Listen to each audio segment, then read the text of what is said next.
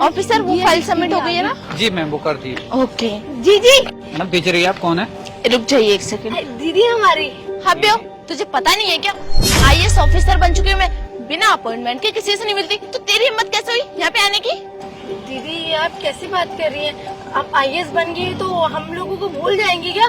हम फैमिली वाले हैं आपके। मैं आपकी बहन हूँ, वो आपके हस्बैंड है।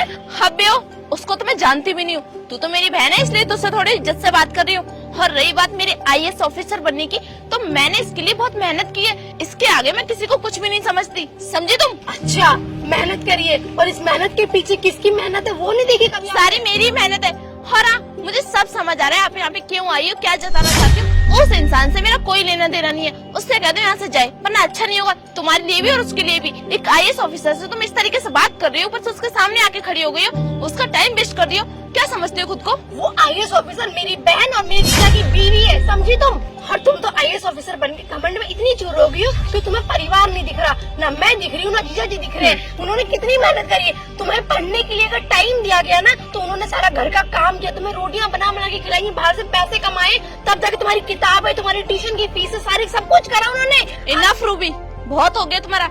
यहाँ लोगों को गा के मत बताओ कि क्या हुआ है क्या नहीं हुआ है। अगर उन्होंने मेरे लिए किया भी है ना, तो इसके लिए मैं मना नहीं करती।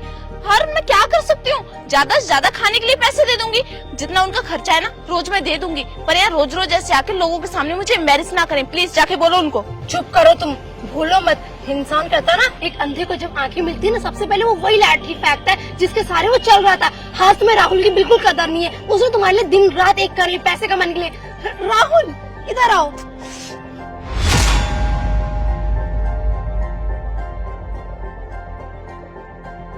दीदी इसको उठाओ और जाओ यहाँ से। नेहा चलो ना, अगर तुम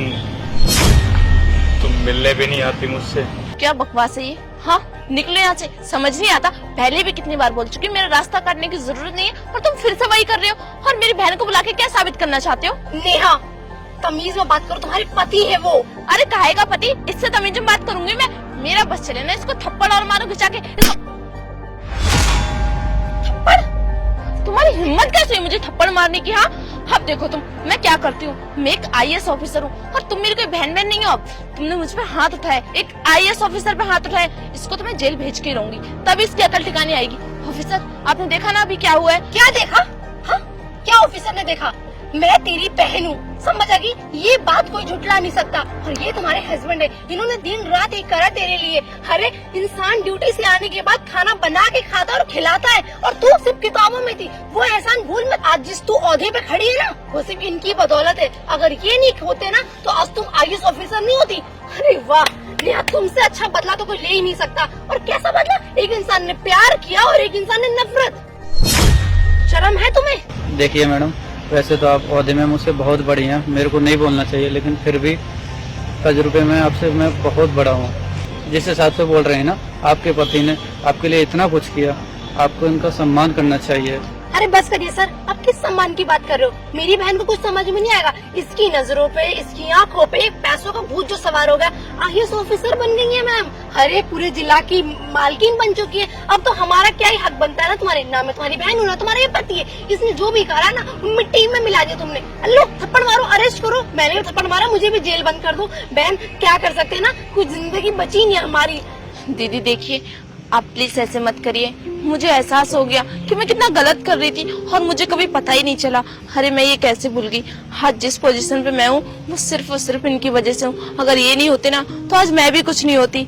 और जब मैं कुछ बन गई हूँ, तो इन्हें ही नहीं पहचान रही। राहुल तुम भी मुझे माफ कर दो, आगे से मैं कभी ऐसा नहीं करूंगी। और हाँ, तुम्हारे साथ ही रहूंगी मैं। दीदी आपको पता है, आईएएस बनने के बाद मैं राहुल से अलग रहने लगी थी, अपना एक खुद का घर लेके। मुझे बताने की जरूरत नहीं है, मुझे सब कुछ पता है। तुम्हारी जो रंग रूप बदले है ना, गिरगिट भी तुमसे लेट ही रंग बदलता होगा, जितनी जल्दी तुमने बदल लिए। मैडम गिल्ट फील हो रहा है ना, जब सुबह का बोला शाम को घर आ जाए तो उसको भूला नहीं करते। इनको माफ कर दीजिए। नेहा मुझसे माफी मांगने की कोई भी जरूरत नहीं है। तुम्हें तो पता ही है ना मैं तुमसे कितना प्यार करता हूँ। मैं बस तुमसे इतना चाहता हूँ कि तुम मेरे साथ घर पे चलो। ये बाहर रहना मुझे ठीक नहीं लगता। और रही बात पैसों की, मुझे तुम्हारा एक भी पैसा नहीं चाहिए। मेरी बहुत अच्छी नौकरी लग गई है। नेहा रिश्ते ना पैसों से नहीं बनते, आज जितना प्यार तुमसे राहुल करता है शायद कभी तुम्हें भी इससे प्यार हो जाए। हो तो सकता नहीं ना, क्योंकि तुम्हारे पास तो पैसों का भूत जो सवार है। हर घर चली जाओ, उसकी इज्जत बचा लो और मेरी भी। हाँ हाँ मैडम, बहन बिल्कुल सही कह रही हैं, आपको घर जाना चाहिए। ऑफिसर आप ऑफिस में जाइए। ठीक। मैं चलती हूँ जया जी। थैंक यू सो मच दीदी, आपने नेहा को समझा दिया। अब मैं